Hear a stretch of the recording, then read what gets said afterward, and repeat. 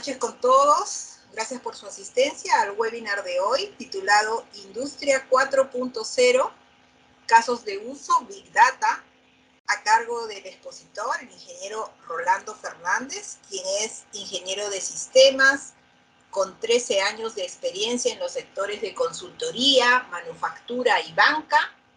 Los últimos 9 años ha participado activamente en proyectos de gestión de información y business intelligence, cumpliendo con diversos roles. Actualmente es Data Engineer Senior en el Banco de Crédito del Perú y se desempeña en el rol de Chapter Leader Data Engineer.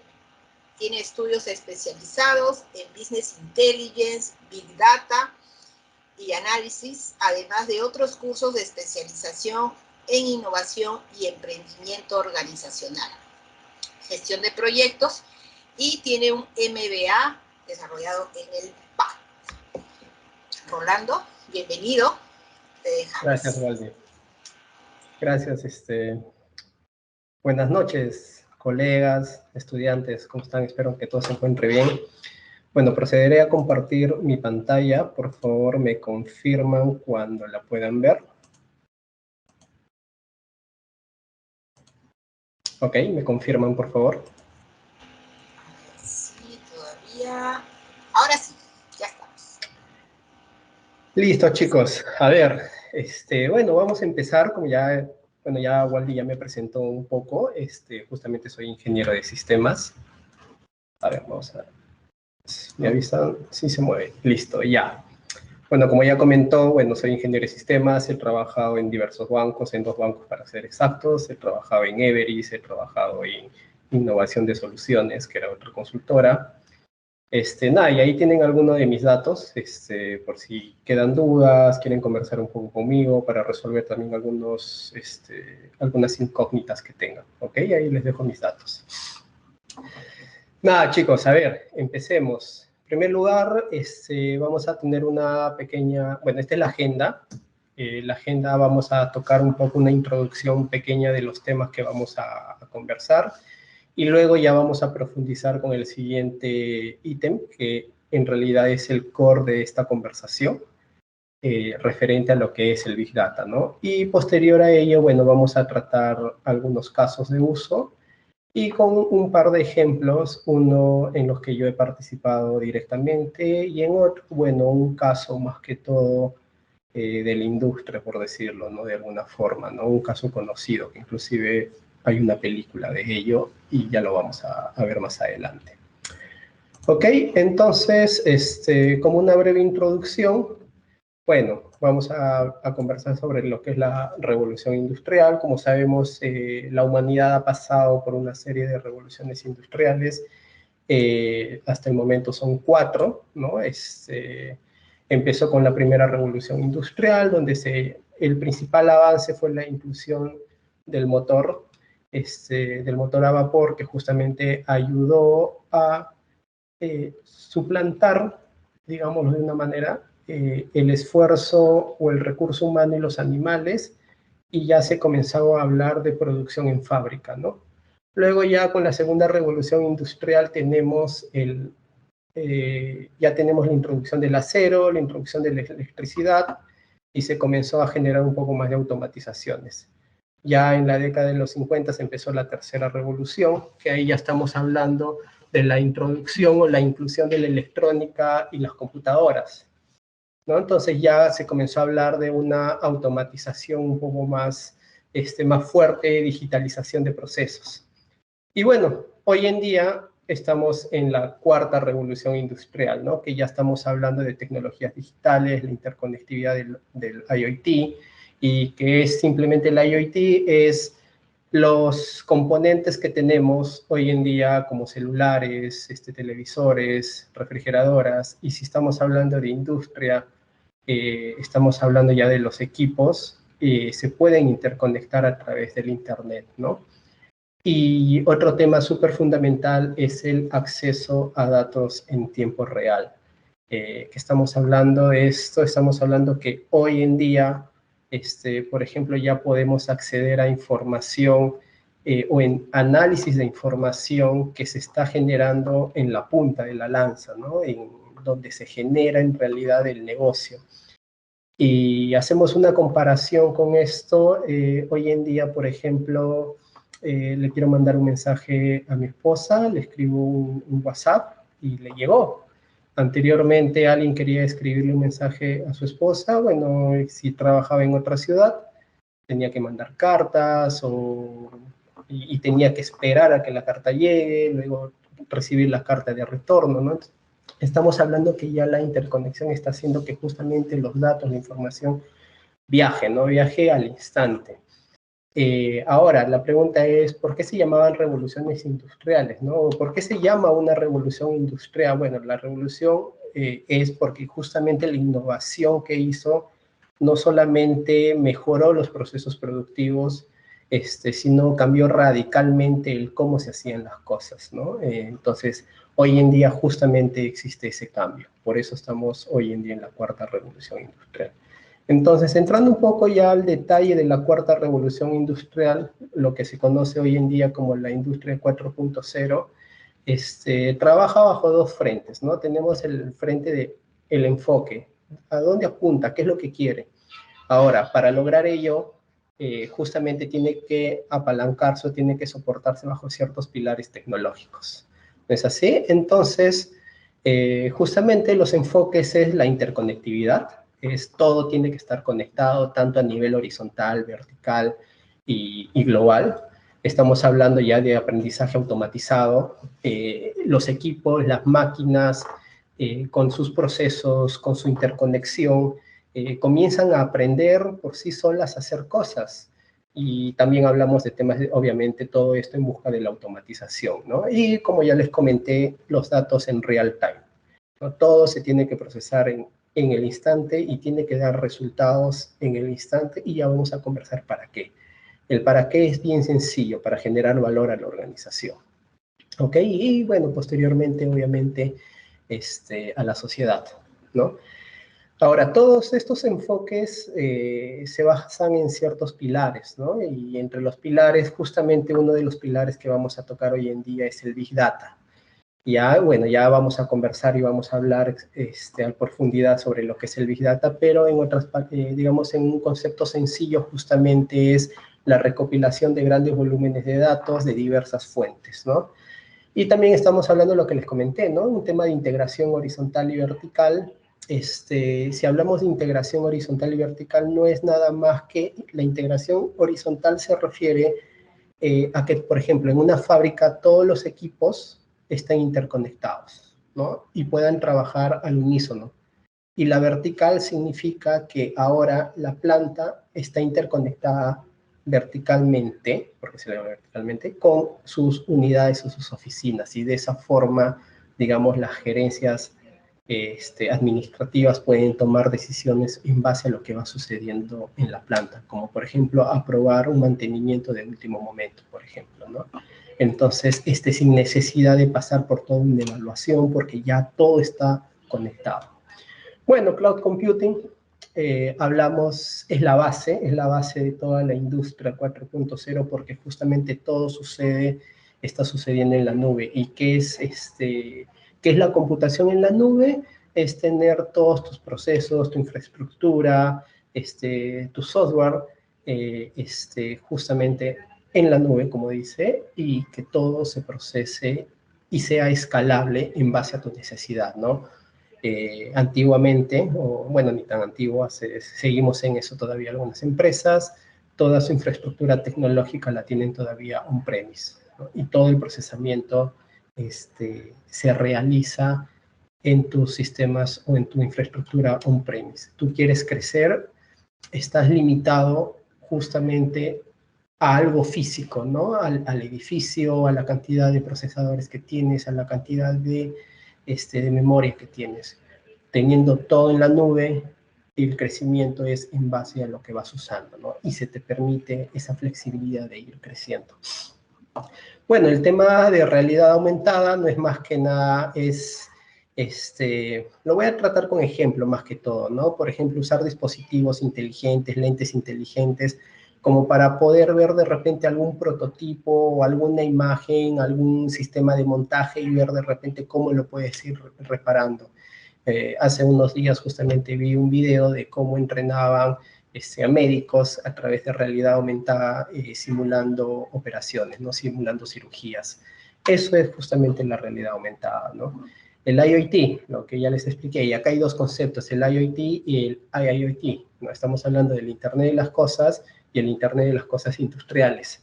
Y no es más que nada la interconexión de los dispositivos, maquinaria, equipos, productos, los mismos robots, ¿no? Utilizando sensores, utilizando el RFDI para justamente proporcionar datos en tiempo real, ¿no?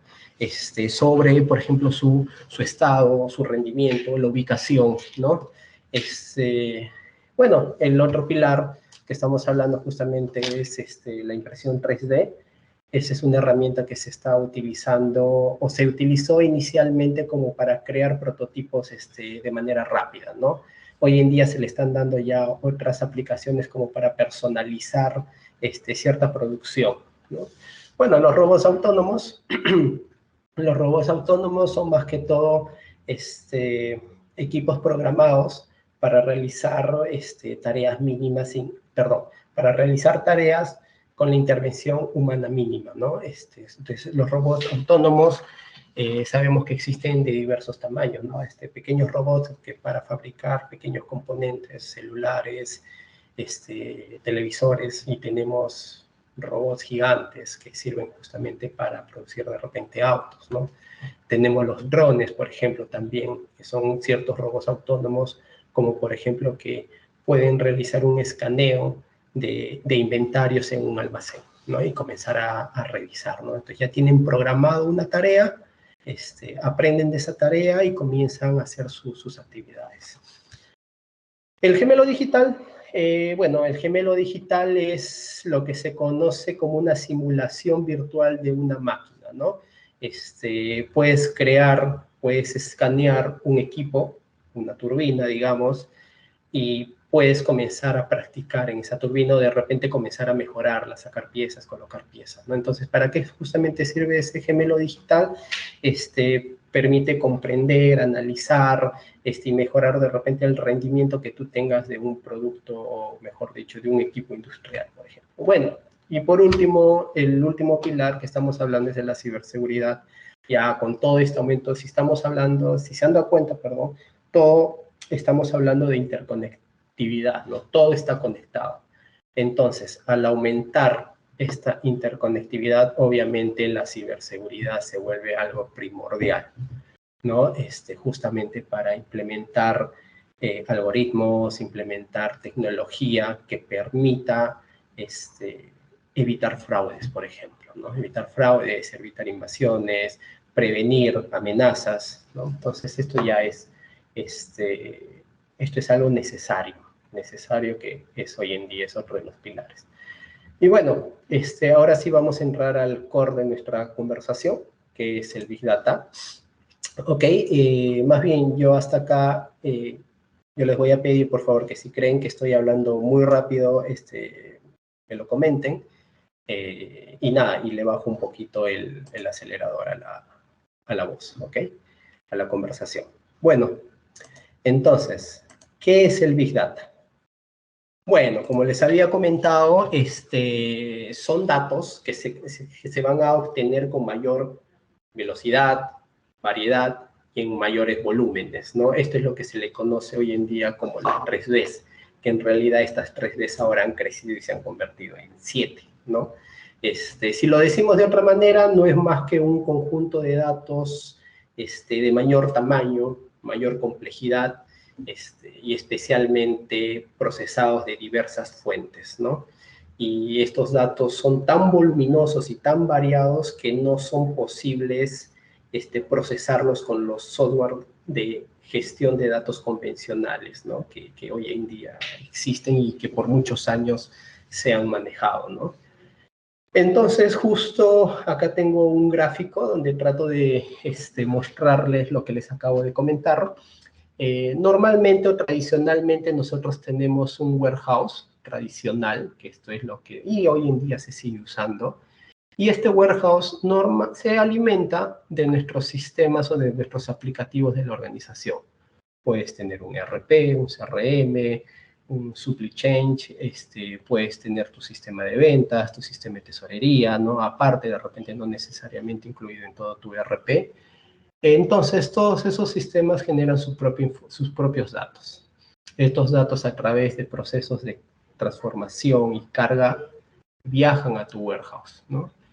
En diversos, digámoslo, en diversas capas. Recordemos, bueno, un warehouse en sí tiene, normalmente manejémosle dos capas básicas, ¿no? Tiene tu capa, lo que se dice la stage operacional, que bien estamos hablando de un stage que va, o una capa que va a recoger todos los datos de tus sistemas transaccionales y los va a almacenar en tablones sin transformación. Más que todo es una limpieza, viaja el dato directo, lo limpias y lo almacenas. Y luego ya tienes tu business stage, que ya es una capa de negocio, ¿no? Que ya tiene reglas de negocio implementadas y que se van a alimentar de la operacional stage, ¿no? Entonces, y ahí ya hay transformadas agrupaciones, ya temas mucho más enriquecidos justamente para un análisis de información. Sin embargo, el Big Data cambia este concepto, o mejor dicho, cambia este modelo de trabajo, porque ahora no solamente se va a alimentar de los aplicativos de la organización, sino también se va a alimentar justamente del IoT. Y si es industria, del IIoT. Y se va a alimentar de información del social media, ¿no? Twitter, LinkedIn, Facebook, y diversas redes sociales. Y justamente lo que hace el Big Data es poder escalar toda esta información, ¿no? Acá les he puesto los logos de, digamos, de la tecnología que es más utilizada para el Big Data. Estamos hablando de Hadoop. Y el concepto viene a ser muy parecido, ¿no? Tienes una capa de datos crudos, que vas a recibir toda esta información y no la vas a transformar, la vas a operar linealmente y la vas a almacenar en un sistema de archivos, ¿no? A diferencia del warehouse tradicional, que normalmente es un sistema de gestión de datos que lo almacena en tablas. En el Big Data no, el Big Data se almacena en un sistema de archivos. Es toda una tecnología diferente que permite justamente esa velocidad. Y una vez que tienes tu data cruda, y ahí de igual forma haces tus transformadas, haces tus agrupaciones, aplicas tus reglas de negocio y ya puedes ir construyendo tus data marts dentro del Big Data, que ya más que todo estamos hablando ya de una capa igual de negocio, ¿no? Información, por ejemplo, para el equipo de fraudes, información para el equipo de desarrollo de productos, información para el equipo de CRM, ¿no? Y todos, digamos, todos esos data marts, esos marts que ya tienes construidos en esas capas de negocio, se han alimentado de tu data cruda, de una única fuente de información.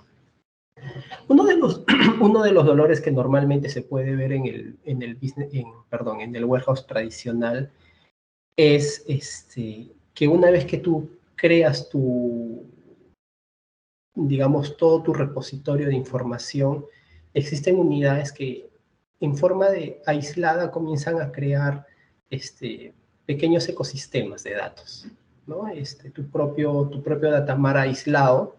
¿Y qué es lo que sucede? De que ellos pueden aplicarle otro tipo de lógica, que posiblemente lo que va a suceder es que cuando vaya al comité, existe un comité de gerencia, porque lo he visto personalmente, tienes el comité de gestión, el comité directivo, y comienzan a hablar de repente del nivel del riesgo, ¿no? En qué nivel está el riesgo de los clientes. El equipo de riesgos tiene un indicador de la mora. El equipo de ventas de la banca comercial puede tener otro, o de la banca personas, perdón, puede tener otro valor, y el equipo del banca empresas puede tener otro valor, y ninguno conversa, ¿no? Entonces, eso es lo que sucede a veces, o suele suceder con los warehouse tradicionales, de que después cada unidad de negocio comienza a aislar la data, ¿no? Entonces, a veces no conversa. El Big Data trata de romper también ese comportamiento, ¿no? Creando un sistema, o mejor dicho, ¿no? Creando un repositorio único que sea un único proveedor de datos, ¿no? Y todo, inclusive los marts, deben estar acá adentro, ¿no? Entonces, y todo se va a alimentar de estas diversas capas de información. Bueno, entre algunas de las características que vemos en el Big Data, obviamente son datos de mayor tamaño, porque un sistema de ERP te contendrá cientos, miles de registros, pero a diferencia de un IoT, por ejemplo, sensores, y vamos a ver acá un ejemplo justamente para revisar esta parte. Tengo mi empresa, mi sistema de ventas. Yo puedo vender cuántos productos al día. 1000 productos por tienda, digamos. Ya tengo 10 tiendas. Entonces se dan cuenta que la data es media limitada. En cambio, quiero conocer la ubicación, por ejemplo, de mis clientes para poder ofrecerles un producto en base en donde estén ubicados geográficamente. Lo que quiere decir que voy a obtener información de un sensor. El sensor viene a ser el GPS del celular, por ejemplo, ¿no? Y Google te escanea dónde estás y te comienza a dar ofertas, promociones, o te comienza a dar recomendaciones. Ahora, dense cuenta de la cantidad de personas que existen y la cantidad de información que se genera y tú vas almacenando en tu Big Data referente al sensor que viene a ser el GPS, ¿no? Entonces, y el sensor del GPS lo que te da no solamente es un dato numérico de coordenadas, te va a dar la coordenada, te va a dar la hora, te va a dar el día, te va a decir qué dispositivo es. Entonces, digamos, es un conjunto de datos no semiestructurados completo que se va a almacenar. No sé, imagínate, cada 5 minutos que tu GPS bote un dato. Si estás hablando de una ciudad como Lima, de 10 millones de información que se está comenzando a almacenar acá, a diferencia de la información que se almacena en un warehouse tradicional. Entonces son datos justamente más complejos. Otro tema, de mayor tamaño, la complejidad tiene que ver justamente con la variedad. Acá estamos hablando de data estructurada, que puede ser tranquilamente procesada por un sistema de gestión de datos tradicional. Acá estamos hablando ya de data estructurada, semiestructurada y hasta posiblemente no estructurada, como temas de videos, por ejemplo. Luego, otra característica que tiene el Big Data es que constantemente presenta nuevas fuentes de datos. Celulares, una nueva maquinaria que llega al equipo, una nueva red social que puede aparecer, ¿no? Toda esta información, como ustedes ven que viene de diversas fuentes, como les había comentado, el warehouse tradicional no lo puede gestionar, no lo puede procesar. ¿Ok? Pero, ¿para qué sirve almacenar tantos datos? Justamente sirve para abordar problemas empresariales que con un sistema tradicional no puedes responder.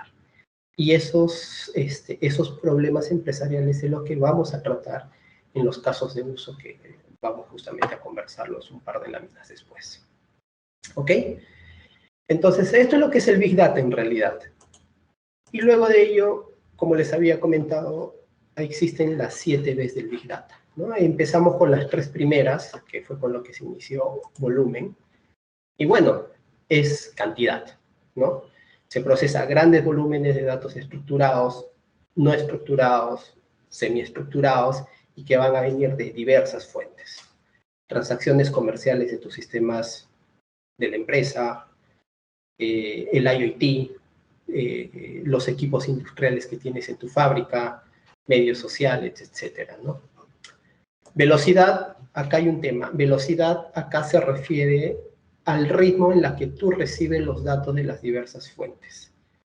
Y luego, cómo los vas a procesar justamente para dar respuesta a una necesidad de negocio que dé un valor a la organización. Variedad, creo que ya también lo hemos conversado, se habla que estos datos se presentan de distintos formatos. datos numéricos como datos estructurados numéricos, por ejemplo, como la venta de un producto.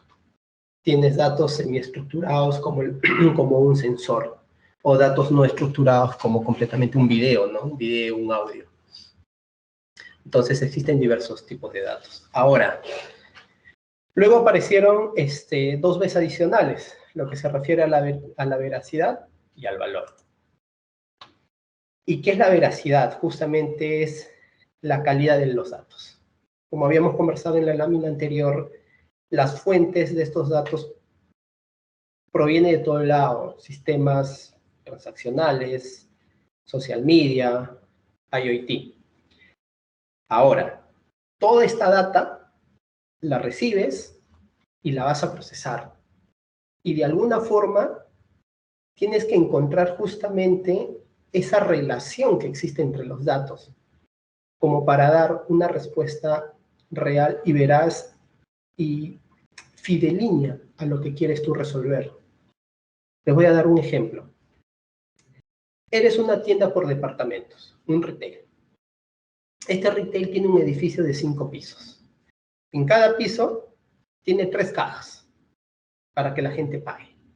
¿Ok? El retail, este edificio está ubicado en un centro comercial. Digamos el Jockey. ¿Ya? Digamos que el Jockey. El Jockey tiene 2 pisos.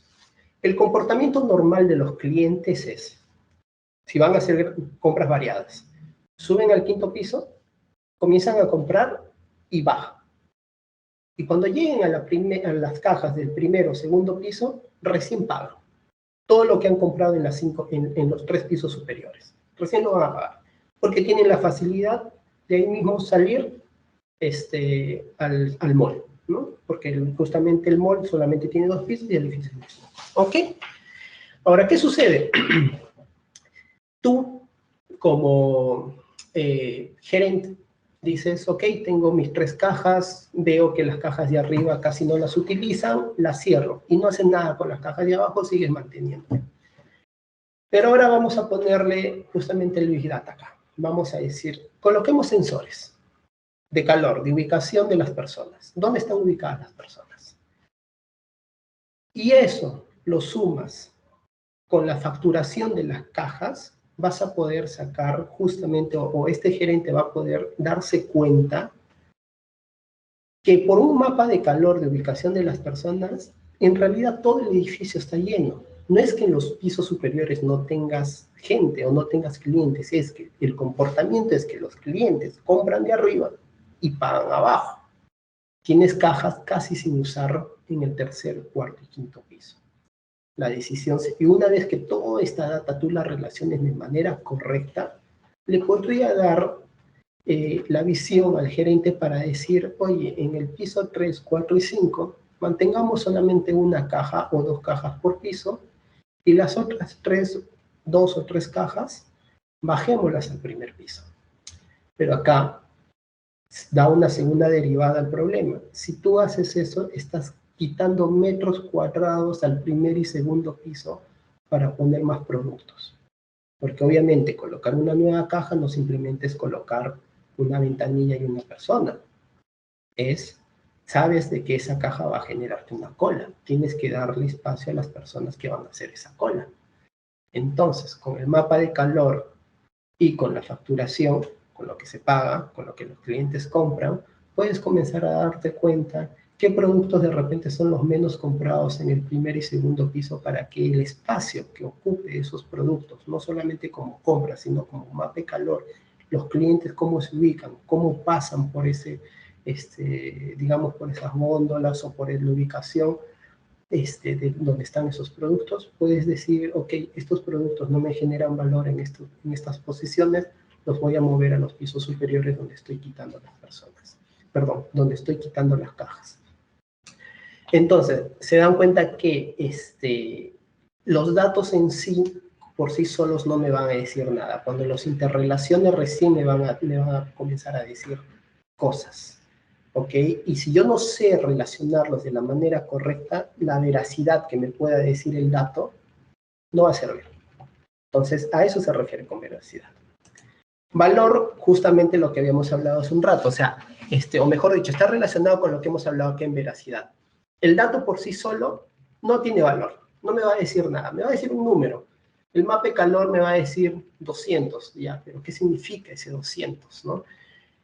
Entonces, una vez que obtengamos el dato, los transformemos, ese dato lo volvamos información, posteriormente esa información se convierte en conocimiento y ese conocimiento para el gerente lo lleve a tomar una acción o una decisión, recién ahí estamos diciendo que el dato ha generado valor. Mientras el dato que tú tienes no genere una decisión para la empresa, ese dato está ocupando espacio de almacenamiento por gusto. Todos los datos tienen que tener alguna interrelación para que genere valor a la empresa, con decisiones y con acciones. Me bajé la data del social media, de Facebook. ¿Para qué lo estás haciendo? ¿Con qué la vas a interrelacionar para que nos ayude a dar una respuesta de negocio? ¿Y qué nos va a hacer ganar? Y recuerden algo, el valor del Big Data va al numerador del estado de ganancias y pérdidas. Ese es el valor que debe dar el Big Data. Normalmente la tecnología, el software y la data, como era trabajada hasta hace unos años, era para impactar al denominador, generar eficiencias. Ahora no, ahora me debe ir al numerador, generar más ingresos. ¿Ok? Ese es el valor que da el Big Data. Y bueno, y ahora apareció dos variables adicionales, que es la viabilidad y la visualización. La viabilidad es la capacidad de generar el uso eficaz de esta data. Ahora, no significa la viabilidad de decir, ¿es viable obtener o no es viable obtener ese dato? A eso no se refiere la viabilidad. La viabilidad acá es, estoy obteniendo información a gran volumen, a una velocidad ya sin precedentes, de diversas fuentes de datos. Ok, lo voy a integrar. Esa integración que voy a hacer con esos datos, ¿es viable? ¿Es viable para responderme a alguna necesidad del negocio? Entonces, si no lo puedo integrar para responder una necesidad, un cuestionamiento, para que resuelva una acción, no es viable que hagas ese proyecto. A eso se refiere con viabilidad. Y bueno, visualización creo que se responde sola, se refiere al modo de ver estos datos procesados, ¿no? La forma de presentarlos, un reporte, con alguna herramienta de reportería, de visualización. Estamos hablando de un Power BI, estamos hablando de un ClickSense, por ejemplo, que es lo más, bueno, personalmente lo que más utilizo. Oye, hasta un Excel posiblemente, ¿no? Hasta un Excel con tu Power Pivot, tu Power Query, puedes explotar esta data. Ahora, obviamente no es que la vayas a explotar todo tu, digamos, tu lago, tu sábana de información que vayas a tener, ¿no? Ya tu Excel, si quieres explotarlo en Excel, obviamente ya va a tener que ir a un segmento de tu capa de datos que ya tenga data procesada y data trabajada, resumida y agrupada, que ya te dé ciertos insights, o que ya te responda ciertos insights, ¿no? Entonces, eso es lo que se refiere a las 7 Bs del Big Data. Bueno, quiero detenerme acá un poco porque esto ya es un poco de números ligeros para revisar lo que sucede. No sé si hasta acá alguien tiene alguna pregunta, algún cuestionamiento, algo que le gustaría que de repente profundice. Si no, proseguimos. Ok, parece que no hay preguntas. Dale, entonces, esto es lo que sucede en un día en el Internet, ¿no? Estamos viendo acá información estadística, por ejemplo, se envían 500 millones de tweets, se generan 4 petabytes de información o de datos en Facebook, ¿no? se hacen 5 millones de búsquedas. Y lo que tenemos en este gráfico de la derecha es lo que sucede en Internet en un minuto. En un minuto, por ejemplo, tienes 69 millones de mensajes enviados a través de Messenger y a través de WhatsApp. Tienes 695.000 historias compartidas, por ejemplo, en Instagram. Tienes 28.000 suscriptores viendo Netflix en un minuto a nivel mundial. 500 horas de videos que se suben a YouTube. Entonces, quiero que con esto se den cuenta la cantidad de información que se genera en el Internet, ¿no? Y si esta información, como habíamos conversado, te la descargas a tu Big Data, obviamente tienes que saber por qué te la vas a descargar, ¿no? No es descargarla por descargar, porque está de moda, sino qué voy a hacer con todo esto, ¿no?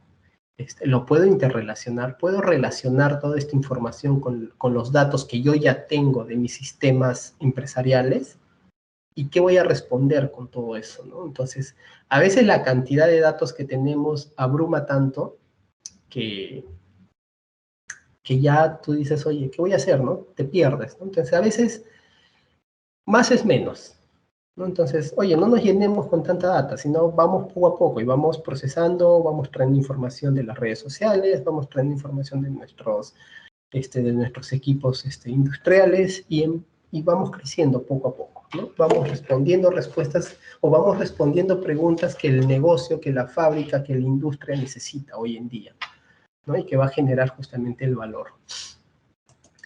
Luego, ahora sí vamos a entrar a los casos de uso. ¿Ok? Entonces justamente estoy en el tiempo, me había planificado media hora para esta partecita, entonces empecemos. Casos de uso. Aquí he traído algunos, no son todos los casos de uso que se pueden presentar, y vamos a conversar de algunos de ellos y, por ejemplo, en qué industrias se pueden aplicar. ¿Qué se refiere el desarrollo de productos? A ver, son modelos predictivos, justamente para generar nuevos productos o servicios. ¿Con qué? Tú vas a agarrar tu data, vas a clasificar algunas claves del producto importantes, no sé, por ejemplo, qué productos han sido los más comprados, en qué época, ¿no?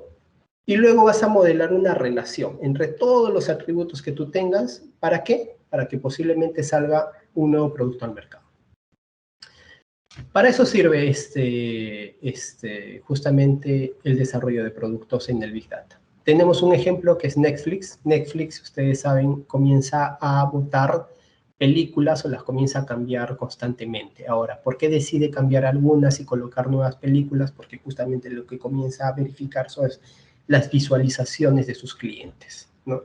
¿Cuáles son las películas que más ve? Y con esos atributos que comienza a detectar, oye, mis clientes más miran películas y esto es obvio, ¿no? De terror en los meses de octubre y noviembre. ¿Ok? Busquemos películas de terror relacionadas a qué?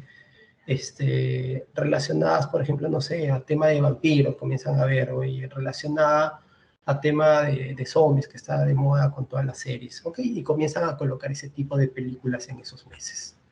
Entonces, justamente son atributos que van a recolectar y eso les va a ayudar a resolver qué producto van a colocar. Mantenimiento predictivo. Este era uno de mis favoritos. Estos son modelos. En primer lugar, ¿qué es lo que vas a utilizar acá? Vas a utilizar los sensores de las fábricas, de los equipos, ¿no?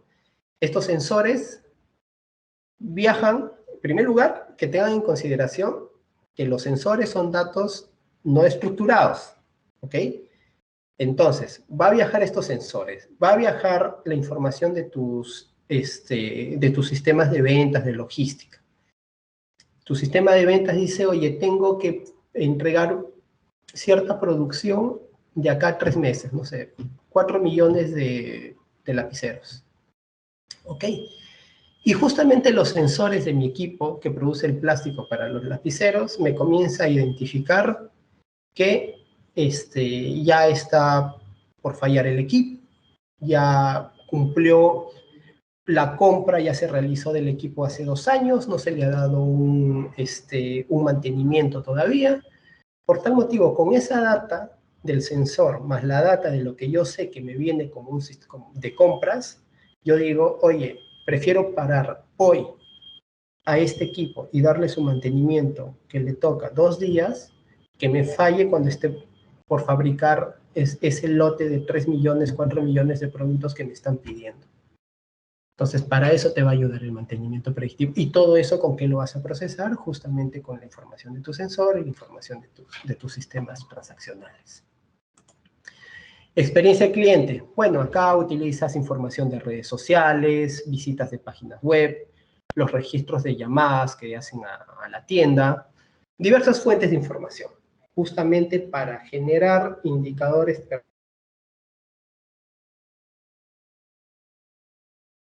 atención al cliente.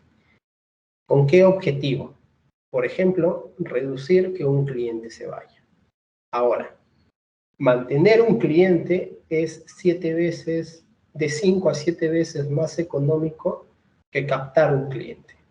Que dejes que un cliente se te vaya es muy caro, muy, muy caro. Porque captar un cliente nuevo, 7 veces más caro que retenerlo. Ahora, volver a captar un cliente que has perdido, ya es mucho más complicado. Yo personalmente, por un reclamo que le hice a una operadora de telefonía, nunca más regresé con esa operadora de telefonía. Me fui a otro, esta otra operadora tiene sus problemas, sus altibajos. Ok, su servicio posiblemente no sea muy bueno, pero cuando lo llamo o le reclamo algo, me atiende al toque. Y prefiero quedarme con él, porque justamente me atiende rápido y resuelve mi problema, lo que la otra operadora no hacía. Entonces, si esa otra operadora se hubiera dado cuenta, hubiera dicho, oye, Rolando paga su factura a tiempo y nos ha llamado 3 veces por el mismo problema. El cable no funciona. El cable no funciona. Se hubieran evitado que yo me vaya. Nunca más volví con ese operador. Hasta el día de hoy ya pasaron como 8 años, 10 años. Y cuesta a las empresas que se vaya un cliente. Bueno, fraude y cumplimiento. Esto lo utilizan, por ejemplo, bastante los bancos. ¿Qué es lo que hacemos en temas de fraudes y cumplimiento? Justamente identificamos patrones del consumo, por ejemplo, de la tarjeta de crédito. Identificamos patrones. Oye, normalmente, no sé, yo sé que Juan Pérez todos los sábados consume algo en la noche, en la madrugada, ¿va? Acá. Sabemos que consume. Si vemos, y nunca ha tenido un consumo en la madrugada de lunes a jueves, si vemos que comienza a tener algún consumo de lunes a jueves, ok, es una primera alerta. No se hace nada, es una alerta, nos prende la alerta. Segundo, oye, acaba de comprar y media hora después ha vuelto a comprar, y media hora después está volviendo a comprar. Ponte como ejemplo, ¿no? Acá estamos hablando, las respuestas son mucho más rápidas todavía. Si vemos ese comportamiento anómalo en sus costumbres de compras o de consumo, bloqueamos la tarjeta. Se bloquea completamente la tarjeta. Y esa información que tú tienes que darte cuenta en la lógica de tu proceso del real time para detectar los fraudes, porque eso es, por ejemplo, real time, tienen que ser instantáneos. Porque si no, después vas a tener un cliente descontento porque le robaron 3.000, 4.000, 5.000 soles de su cuenta o consumieron 5.000 soles de su tarjeta de crédito y tú no hiciste nada. Prefiero, como banco, cancelarle la tarjeta, así me haya equivocado yo, pero al menos lo estoy protegiendo. Porque mañana va a venir y va a decir, oye, quise comprar, reactívamela. Bueno, ya tienes que sacar un duplicado, ya esa tarjeta está cancelada. A que entre un reclamo por decir, tu sistema de seguridad es malo y no detectó que me estaban robando de mi tarjeta. Entonces acá el sistema tienes que enseñarle de alguna forma que tome esa decisión, ¿no? Es decir, ¿se la cancelo o no se la cancelo? ¿Qué me va a doler menos a mí como empresa? No. Machine Learning, bueno, sí, aparecieron varios. Machine Learning, que justamente es el aprendizaje automático del equipo. ¿Esto qué va a permitir? Acá justo yo les tengo un caso real de Machine Learning que les he traído como ejemplo. ¿Qué es lo que puedes aplicar con Machine Learning? Justamente es permitir a una máquina, a través de la repetición, que aprenda para que se autoprograme y luego sola comience a operar y comience a ajustar sus variables para comenzar a tomar decisiones. La máquina va a tomar decisiones, claro, de una tarea programada, pero decisiones sobre esa tarea. Ejemplo básico de Machine Learning. Tú le muestras o le enseñas 2 fotos y le vas a enseñar constantemente. Esta foto es de un perro, esta foto es de un gato. Y le dices, estas características de este perro con este patrón lineal de la silueta, perro, gato. Y luego él solito va a aprender a identificar. Y cuando tú le pases una foto, ya sola, él va a decir, este es perro, este es gato. Eso es Machine Learning. Eficiencia operativa, justamente analizar, evaluar patrones de producción, comportamiento de clientes, opción de compra de clientes, contratos posiblemente, devoluciones, toda esta información con el objetivo de reducir escenarios, por ejemplo, de falta de stock. Tengo un escenario, bueno, en primer lugar, para que vayan aprendiendo, bueno, los que son estudiantes, el almacenaje en una empresa cuesta. El metro cuadrado, el tiempo en que tú tienes una materia prima o un producto terminado en almacenaje, es un costo que va a la contabilidad. ¿Ok? Entonces va a costarte plata. Si tú te sobreestoqueas, estás pagando plata por gusto. Si te falta stock, estás perdiendo oportunidad de negocio. Estás dejando de vender. Entonces hay que generar un equilibrio entre el sobrestock y la oportunidad de venta. Entonces, con la eficiencia operativa, como caso de uso de eficiencia operativa en el Big Data, te dice, tienes un contrato futuro. Tu proveedor no te va a tener este producto o esta materia prima hasta de acá a 6 meses y este contrato es de acá a 4 meses. Y te comienza a dar una serie de insights de comportamiento justamente para que te diga, sabes que hoy es conveniente sobreestoquearte con esta materia prima y sobreestoquearte con este stock de producto terminado cuando proceses toda esa materia prima, porque si no, de acá a 2 meses vas a perder cuota de mercado por dejar de vender un producto. Eso es eficiencia operativa. ¿Ok? Y como dice el ejemplo, ¿no? Escenarios de falta de stock o excesos y anticipar demanda futura. Ok, entonces estos son algunos casos de uso justamente del Big Data. En la siguiente diapositiva vamos a tratar un par de ejemplos reales. Y acá he traído 3 industrias muy comunes en el mercado peruano. Estamos hablando de manufactura, retail y servicios financieros. Estos casos de uso se pueden aplicar en mayor medida o en menor medida en diferentes industrias, así que vamos a revisar, por ejemplo, manufactura. Aprovecha, por ejemplo, el desarrollo de productos. Recordemos, las fábricas son las que crean el producto en realidad. Mantenimiento predictivo. El Machine Learning, justamente para tomar ciertas decisiones, ahorita les voy a mostrar una, de autoría propia. Eficiencia operativa, para saber cuándo comprar y cuándo vender. Tema de retail, acá está obvio, experiencia del cliente.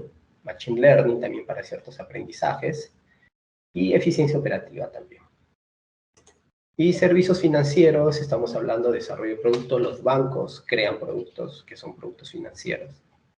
Experiencia al cliente, fraude y cumplimiento, Machine Learning y eficiencia operativa. Entonces, las diferentes industrias en cada uno de estos casos de uso tiene diversos retos que atender. No solamente estos, o sea, mejor dicho, los retos que tiene que atender tienen que apalancarse de algunos de los casos de uso, por ejemplo, que les estoy presentando hoy en día. Por ejemplo, manufactura con tema del mantenimiento predictivo. ¿Qué deben hacer? Deben integrar sus datos que provienen de las diversas fuentes de sus equipos, ¿no? Estamos hablando de formatos, identificar señales que de repente vayan a conducir a un mantenimiento antes que se genere la falla de la maquinaria. En los temas de eficiencia operativa, el retail, la manufactura, ¿cuál es el principal reto que tiene?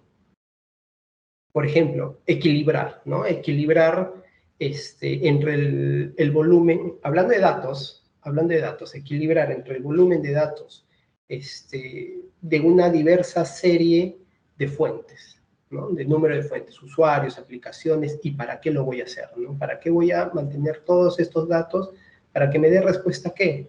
A demandas futuras de lo que me vaya a comprar, por ejemplo, el retail, ¿no? El retail normalmente le compra la manufactura. Optimizar la producción, por ejemplo, es otro de los retos que tiene manufactura con respecto al Big Data, ¿no? ¿Y a qué se refiere la optimización de producción? Simplemente requerir, o lo que requieren los fabricantes o las fábricas es analizar los datos de los equipos productivos, el uso de materiales y otros factores, justamente para decir cuándo es el mejor momento de producir. ¿Está muy relacionada con eficiencia operativa? Sí, está muy relacionada. Pero esos, por ejemplo, son algunos de los retos que tiene la industria de la manufactura.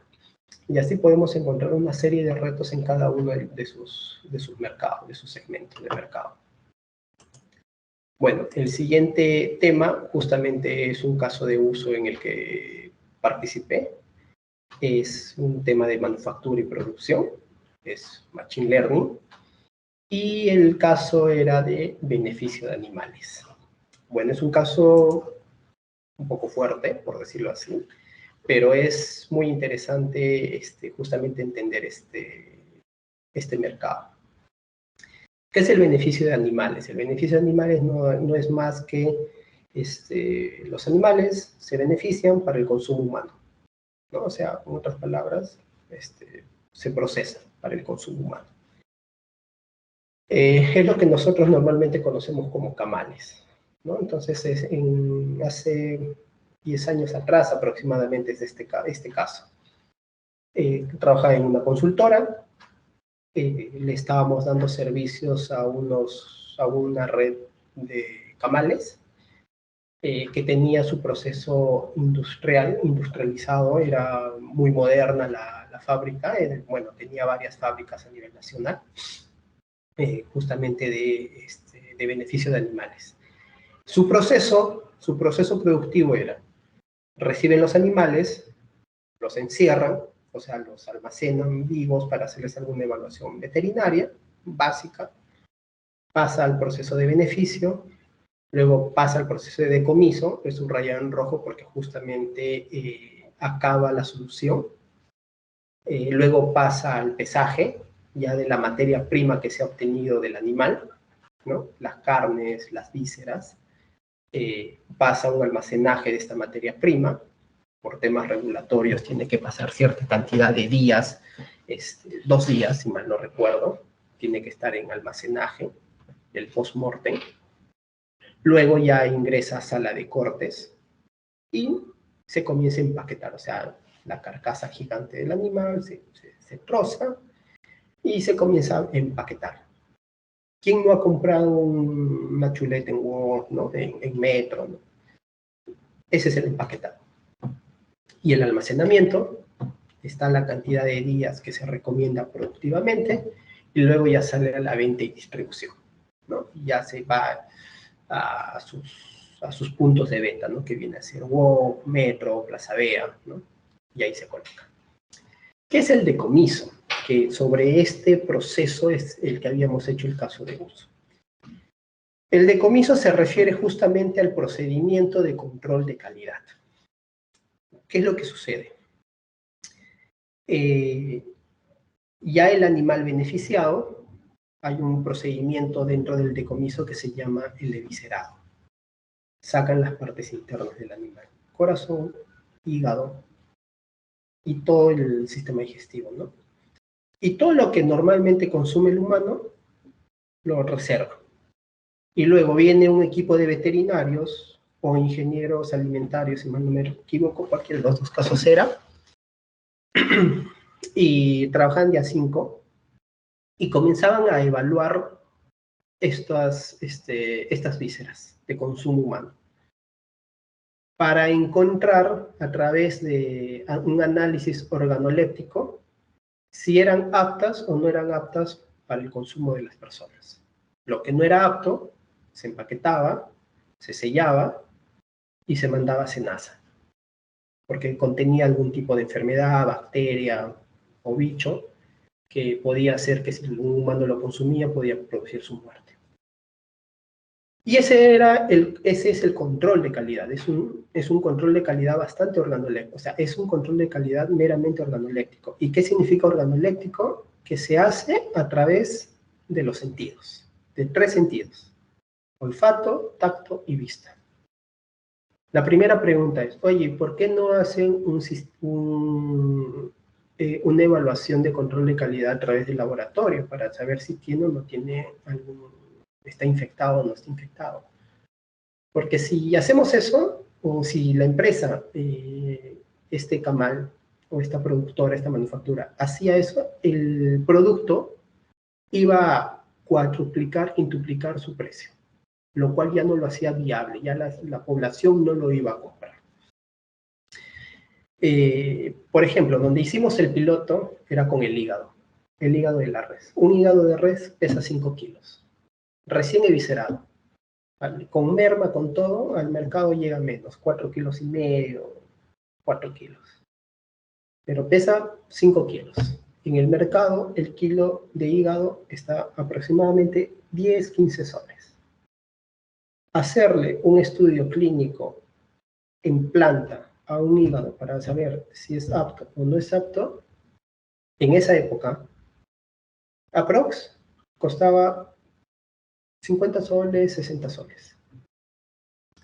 Pero tenías que hacer 4 estudios clínicos. Quiere decir que el precio del hígado en costo iba a aumentar en 200 soles, un hígado de 5 kilos.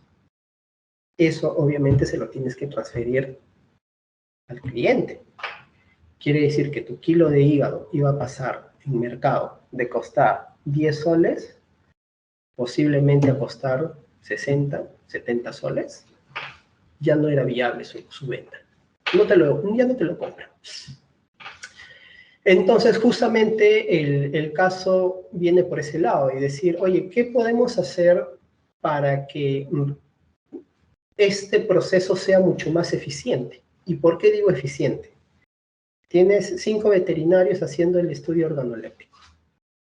Al día, un camal aprox pequeño te beneficia 200 cabezas de ganado. Entonces, tienes a 5 veterinarios evaluando 200 corazones, 200 hígados, 400 riñones, 200 estómagos, y todo lo que se come, y todo lo que el humano consume del animal. Todo se come. Entonces, es cansado. Llega un momento, yo me imagino, pero bueno, son personas entrenadas, pero llega un momento que yo digo, o sea, ya estás desde las 5 de la mañana y son 11 de la mañana y sigues en lo mismo, evaluando carne, evaluando órganos, evaluando todo, con el tacto, la vista y el olfato, ¿no? Entonces, es cansado, es un trabajo bastante cansado y yo no conocía ese mundo en ese momento y llegué a respetarlo bastante a los veterinarios que trabajaban en ese mundo. Pero bueno, el caso era, ¿qué podemos hacer? Entonces, justamente ahí como investigación, como tema de piloto, yo lo dejé el piloto ya operando, ya me contaron después qué pasó. Pero el piloto que habíamos definido era, oye, ¿por qué no tomamos fotos, si es un examen visual, el más importante, por ejemplo, ¿por qué no tomamos una imagen del hígado y lo procesamos y le enseñamos a la máquina de que comience a identificar por medio de patrones si el hígado está apto o no está apto para que sea consumido? Y es lo que hicimos. Y es un poco lo que les muestro acá. En primer lugar, bueno, ya entendiendo el problema, entendiendo cuál iba a ser la solución que estábamos planteando, era obtener las imágenes. Un montón de imágenes de todos los camales, ¿no? Porque hay que enseñarle a la máquina. Esto los almacenamos. Sin embargo, estos son imágenes que podría decirse tienen cierto ruido, ¿no? Porque nosotros dimos cierta configuración o cierto lineamiento para que se pueda tomar la imagen. Cierta distancia del lente al producto, ¿no? Es la profundidad, el lente y el producto debe estar posicionado de cierta manera, limpieza del lente en sí de la cámara cuando se tome, el enfoque, varias características. Pero no todas las fotos lograban esas características mínimas que nosotros pedíamos para procesar correctamente una imagen en el piloto. Entonces, lo primero que se hizo justamente a esta base de imágenes, miles de imágenes, millones de imágenes, porque obtuvimos muestras por casi 6 meses, o sea, estamos hablando de 180 días de imágenes de aproximadamente 6 camales, que cada uno beneficiaba entre 200 a 400 animales por día, ¿no? Entonces, fue miles de imágenes que obtenimos, que llegamos a obtener. Es más, esta empresa también pidió apoyo a otra matriz para que envíe más imágenes, fue miles de imágenes. Pero estas imágenes, como les digo, no cumplían todas con la calidad que nosotros estábamos esperando, o los atributos mínimos. Por tal motivo, lo primero que había que hacer era pasarle un algoritmo laplaciano. ¿Y qué es un algoritmo laplaciano? No es más que un algoritmo que en algunos casos te limpia la imagen y en otros casos te va a determinar si la imagen es apta o no es apta según los patrones que tú le vayas a colocar.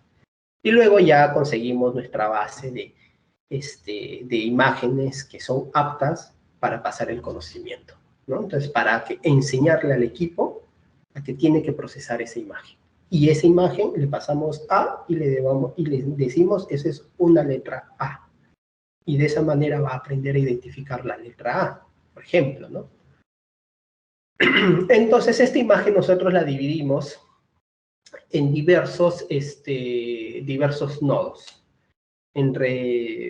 Los nodos no son más que píxeles, cantidad de píxeles.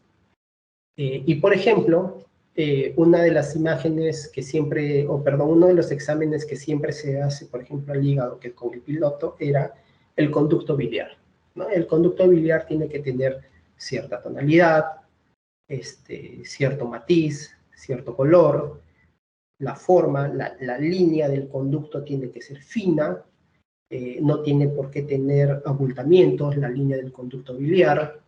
Entonces, había ciertos patrones que ya los veterinarios nos informaron que evaluaban del conducto. Estoy dando un ejemplo. Entonces, esa línea del conducto, que es un corte transversal que le hacen al hígado, comenzamos a tomarle foto y comenzamos a cortarlo en partes digitales, ¿no? Digitales, que eran los nodos, son estos nodos. Y luego ya pasamos el algoritmo de Machine Learning, que en realidad es un algoritmo de backpropagation, o sea, aprendizaje retrospectivo. ¿Qué significa eso? Que tú le das la imagen y le dices la respuesta. Este conducto biliar, por ejemplo, es un conducto biliar sano, con este color, con estas características, con todos los atributos que les he nombrado. Este conducto biliar es sano, igual. Este conducto biliar no es sano. Este no pasa la prueba. Y así comenzó a procesar las millones de imágenes que habíamos llegado a conseguir. Y comenzaba a aprender y armar su red neural de conocimiento. Y luego íbamos ajustando, porque había casos en los que no era perceptible, o sea, había que ir ajustando ciertos nodos, mayor profundidad, mayor limpieza de la imagen, y había que ajustar todos estos nodos. Normalmente, ¿con qué trabajas todo esto? Lo puedes ir trabajando con MATLAB para ir aprendiendo, ir ajustando. Y al final, cuando ya tienes tu red neural, digamos, calibrada, ya puedes comenzar a procesar ya imágenes de manera real, porque ya tiene sus indicadores o ya tiene sus límites bien definidos y comienza a procesar la información, comienza a procesar las imágenes y comienza a decirte con un grado de certeza apto, no apto, apto, no apto para el consumo, ¿no? Hasta ese punto yo dejé el proyecto, me mandaron otro proyecto, pero luego comenzaron a continuar el piloto y sé que llegaron a terminarlo, ¿no? Ahora, por ejemplo, nosotros habíamos piloteado para un camal, para un proceso de beneficio. Imaginen, y esto de repente les voy a dar un tip si alguien quiere hacer una tesis de este tema. Imaginen este proyecto para poder detectar, digamos, cáncer a través de las imágenes. Los profesionales, los oncólogos, patólogos que evalúan, también hacen una evaluación a través del microscopio y comienzan a ver la forma del tejido, ¿no? Oye, ¿por qué no pasamos imágenes, procesamos y comenzamos a enseñarle a un sistema a través de Machine Learning que comience a detectar el cáncer, por ejemplo, con ciertos patrones que tú puedas predefinir de la imagen? Ese es un tema que yo tenía en la cabeza hace tiempo y decía, oye, se puede hacer, ¿no? Pero ven cómo se le puede dar varios usos justamente al Big Data con referente al proceso. Por ejemplo, acá es una combinación de tecnología, no estamos hablando Big Data para poder almacenar y procesar esta información, que es, estos datos no estructurados, que son las imágenes, y estamos hablando ya también de procesamiento de imágenes, de algoritmos de procesamiento de imágenes, ¿no? Y es una combinación de varios puntos, ¿no? Pero es un uso que se le da, por ejemplo, al Big Data. Por otro lado, les presento otro caso que justamente hasta tiene su película. Les voy a pasar el tráiler para que lo vean, pero es Moneyball, ¿no? Moneyball, o se llama Rompiendo las reglas, si mal no me equivoco. Tiene su título también en español. ¿De qué trata esta película y por qué le he puesto, por qué la estoy haciendo mención? Porque este es un caso ocurrido en la pretemporada del año 2002, un equipo de béisbol, los Oakland Athletics, de las grandes ligas de béisbol en Estados Unidos. Nuevo gerente deportivo, llega al equipo. Hay un mensaje por acá, a ver. Disculpen. Sí, Rolando, tenemos un par de minutos. Dale, no hay problema. Nada, para hacerla corta, la explicación, ya les dejo el link para que pueda inclusive vean la película. Llega un nuevo gerente deportivo que es Billy Beane y revolucionó la historia del deporte. ¿Cómo? En lugar de contratar jugadores a través de lo que se hacía normalmente, que era el ojo de los reclutadores y de los profesionales que justamente contratan a los jugadores, él usó la data, creó estadísticas con su personal para contratar jugadores infravalorados. ¿Y por qué esto? Porque este equipo estaba en la cola económica de la liga. Es como, no sé, Real Huancayo, me estoy imaginando, me estoy inventando, ¿no? Un equipo que no tiene presupuesto. O sea, es un equipo que no tiene forma de competir. Entonces, en vez de contratar, tenía su banca, tenía todo, pero en vez de comenzó a contratar jugadores a través de estadísticas que ni siquiera los jugadores sabían que iban bien en esas estadísticas. Por ejemplo, había un caso, el equipo lo contrataba por robar base, pero la estadística decía que él no debía robar base, la estadística decía que él debía ser corredor. Y le cambiaron su comportamiento, dice, tú ya no vas a hacer esto, ahora vas a comenzar a hacer esto, porque el modelo dice que tú haces mejor esta actividad. y contrató a estos jugadores. Le fue súper bien, y acá por eso lo puse en negrito. Es el equipo de los Yankees, que era el mejor equipo de la temporada, invirtió 1.4 millones por victoria. Billy, que es el gerente, solo invirtió $260,000 por victoria y ganaron la misma cantidad de partidos. ¿Qué quiere decir eso? Que su modelo logró ser 400% más eficiente que el mejor equipo de la temporada. Y todo con data. Contrató, evaluó cerca de 20,000 jugadores, y de esos que el equipo podía pagar. O sea, no te estoy hablando de jugadores de millones que cuestan millones, te estoy hablando de jugadores de los más económicos, de los que están en la cola de las compras, los infravalorados. Evaluó 20,000 jugadores y seleccionó 25 con el presupuesto que él tenía. Y con esos 25 jugadores logró esos resultados. Obviamente se definió insights, que es lo importante. Recuerden, la data en el Big Data te debe dar valor, que son los insights. ¿Cuáles eran? Tenían que ganar 99 juegos para postemporada, anotar 814 carreras y no dejarse anotar más de 245 carreras. Y todo lo calculaba o lo ajustaba en su modelo. En su modelo, justamente para ir viendo, oye, ¿qué piezas voy moviendo de mis jugadores? Es una bonita película, véanla, y véanla desde el punto de vista justamente de cómo ellos aprovechan la data, ¿no? Vean esta película, los invito a que la vean y ya se van a dar cuenta. Waldi, creo que justo con un minuto, ¿no?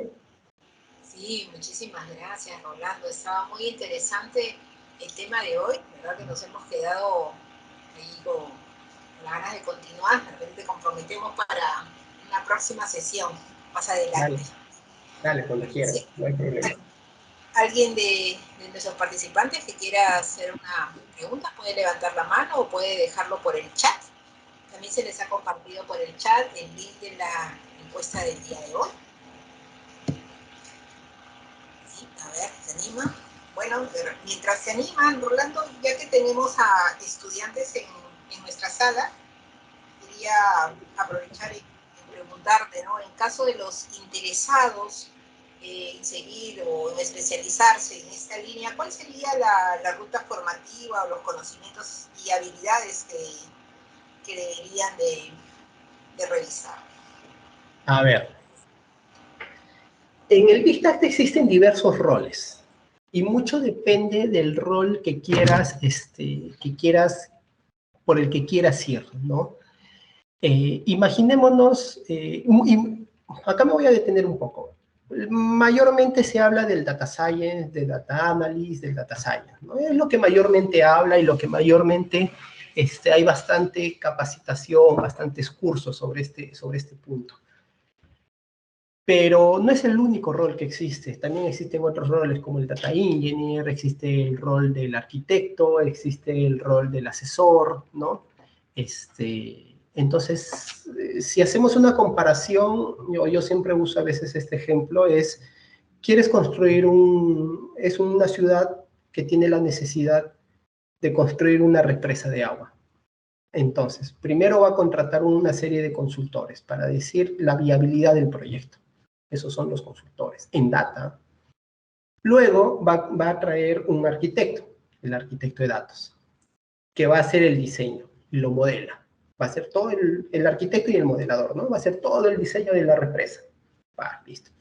Y luego va a traer al ingeniero que va a construirlo, que ese es el data engineer. El data engineer va a agarrar y va a construirte la represa. Y luego te va a construir los receptores del agua, para que coja el agua de las lluvias o coja el agua de algunas fuentes acuíferas, ¿no? Y luego te va a construir todos los canales de distribución para que de esa reserva de agua llegue a la ciudad. Y te va a dejar el agua en las plantas de tratamiento. Y en la planta de tratamiento, recién ahí está el data science, que es el que esa agua que llegó la va a analizar, la va a revisar y va a hacer su digamos, su arte para convertir esa agua en algo que se vaya a utilizar, ¿no? Puede ser, voy a utilizar esta agua para el consumo humano, para el consumo industrial, para el consumo minero, X cosa. Entonces, esos son como que los diversos roles que existen. Entonces, mucho depende de por dónde te quieres enfocar. Las tecnologías no son tan diferentes, pero sí hay diversidad de tecnologías que trabaja el Data Engineer a diferencia de lo que trabaja el Data Science, por ejemplo. ¿Quieres ser Data Engineer? Inclusive hay una variación.